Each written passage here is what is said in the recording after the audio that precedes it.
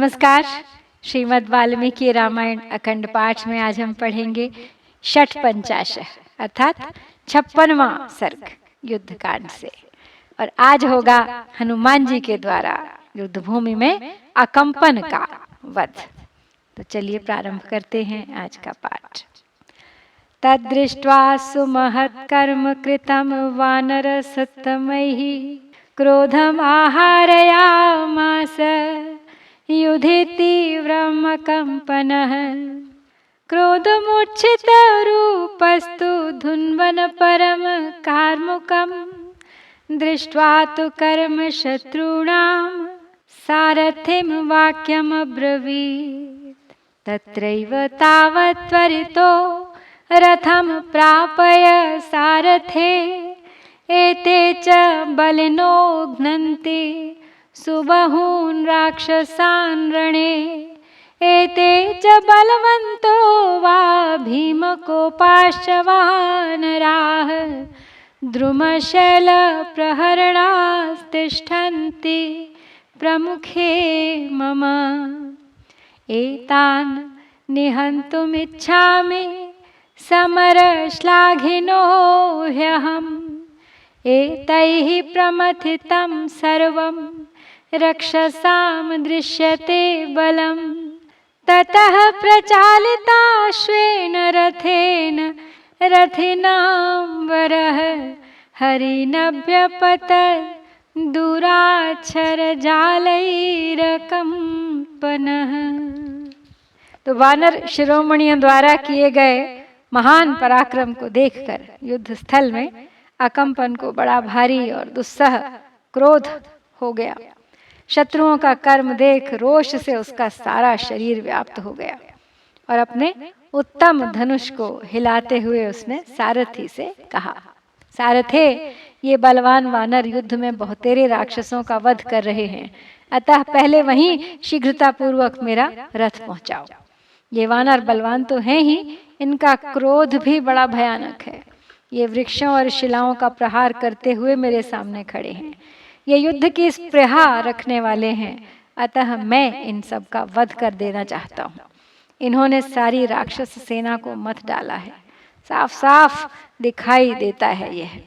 तदनंतर तेज चलने वाले घोड़ों से जुते हुए रथ के द्वारा रथियों में दूर से ही बाण समूहों की वर्षा करता हुआ उन वानरों पर टूट पड़ा।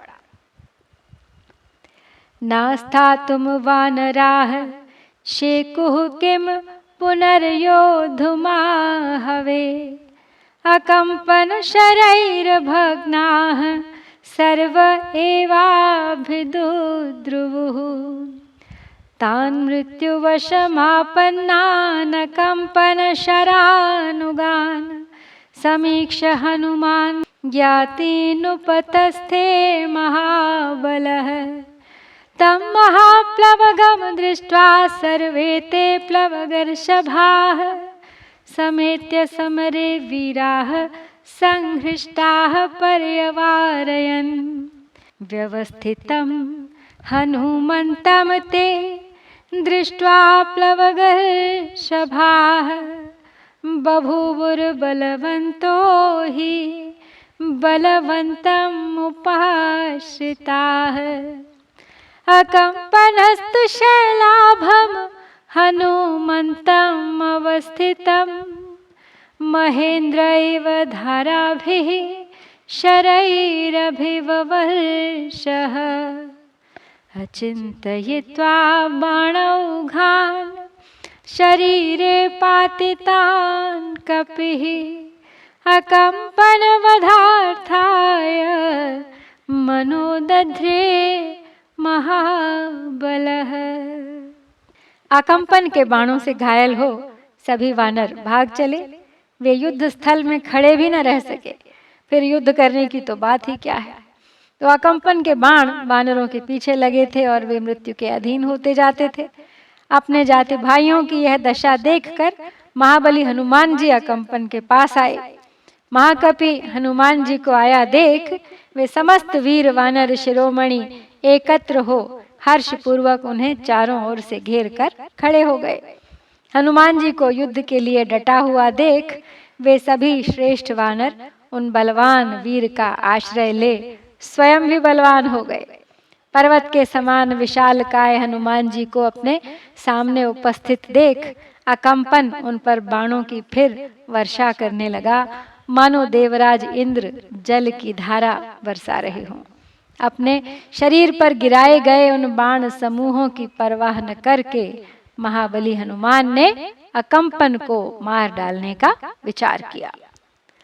सप्रहस्य महातेजा हनुमान मारुतात्मजः अभिदुद्राव तद्रक्षः कंपयन्निव मेदिनीम्।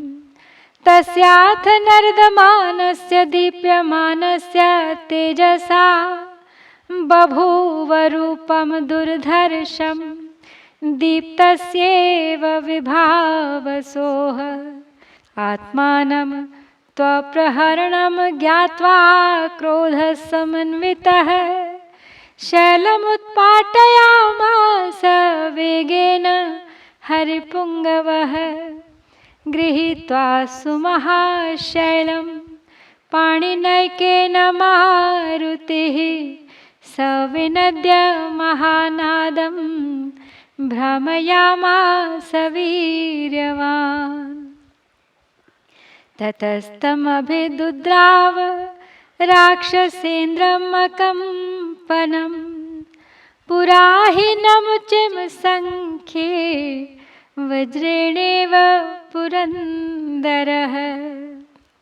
अकम्पनस्तु तद्दृष्ट्वा गिरिशृङ्गं समुद्यतं दूरादेव महाबाणैर् अर्धचन्द्रैर्व्यधारय।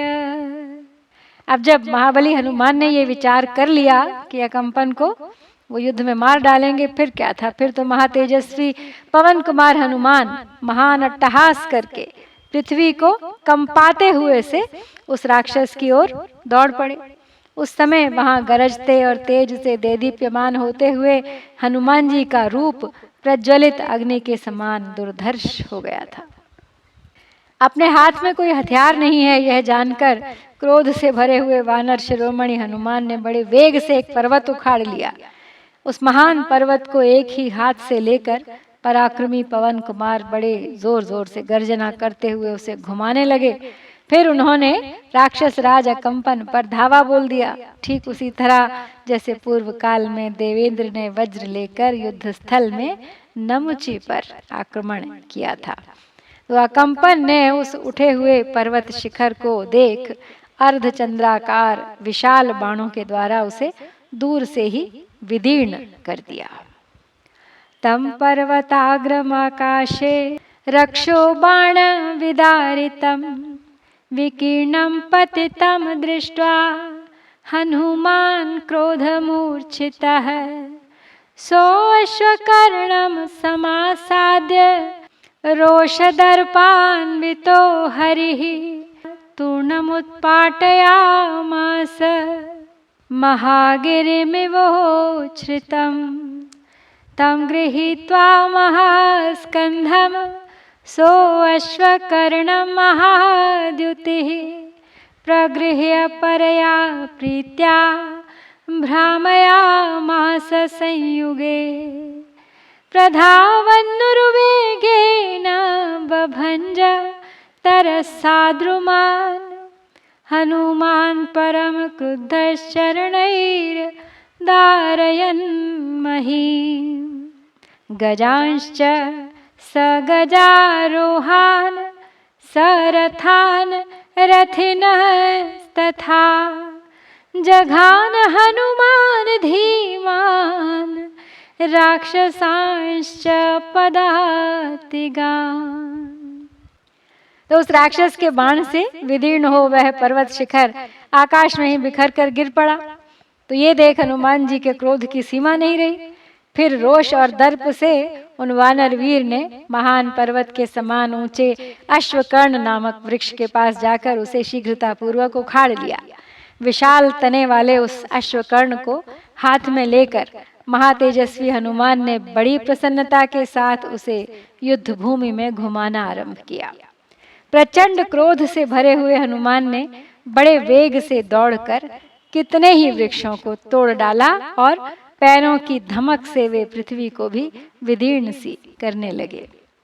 सवारों सहित, हाथियों, रथों सहित रथियों तथा पैदल राक्षसों को भी बुद्धिमान हनुमान जी ने मौत के घाट उतार दिया।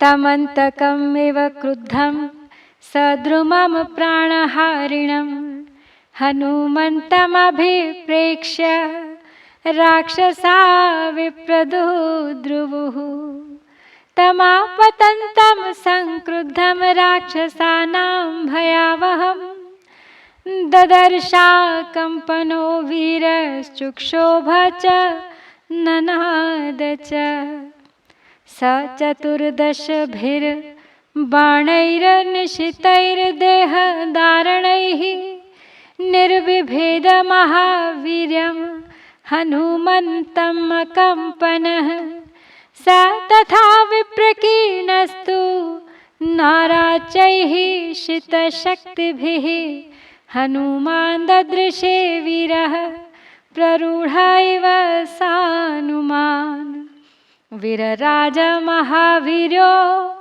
महाकायो महाबलः पुष्पिताशोक संकाशो विधूमैव पावकः। तो क्रोध से भरे हुए अब यमराज की भांति वृक्ष हाथ में लिए प्राणहारी हनुमान को देख राक्षस भागने लगे। राक्षसों को भय देने वाले हनुमान अत्यंत कुपित होकर शत्रुओं पर आक्रमण कर रहे थे। उस समय वीर अकंपन ने उन्हें देखा और देखते ही वह क्षोभ से भर गया और जोर जोर से गर्जना करने लगा।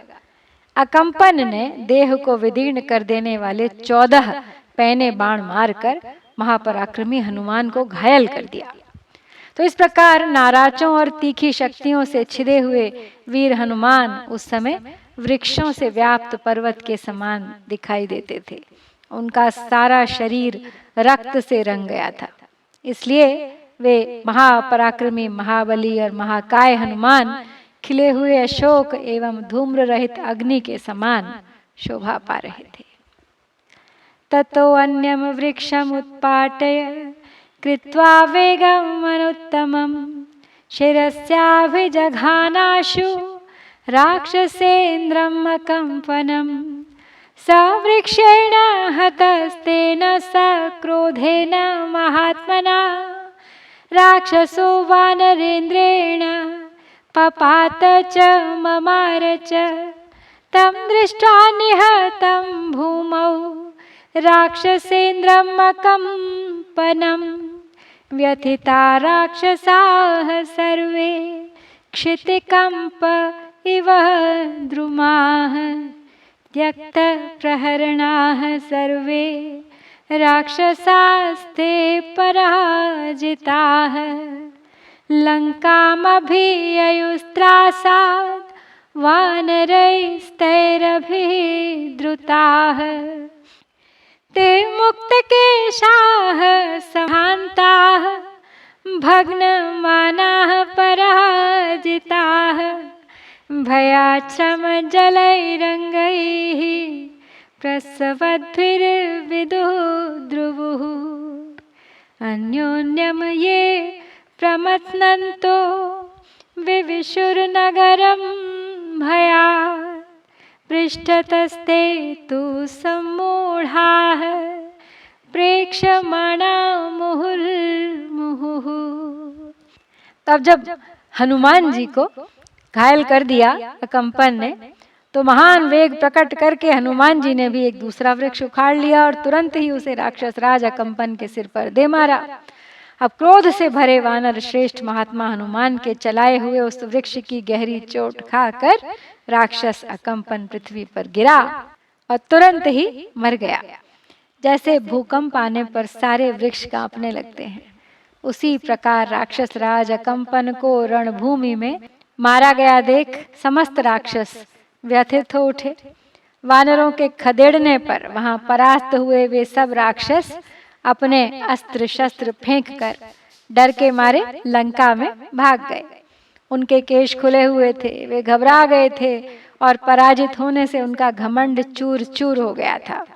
भय के कारण उनके अंगों से पसीने चू रहे थे और इसी अवस्था में वे भाग रहे थे। तो भय के कारण एक दूसरे को कुचलते हुए वे भागकर लंकापुरी में घुस गए और भागते समय वो बारंबार पीछे घूम घूम कर देखते रहते थे।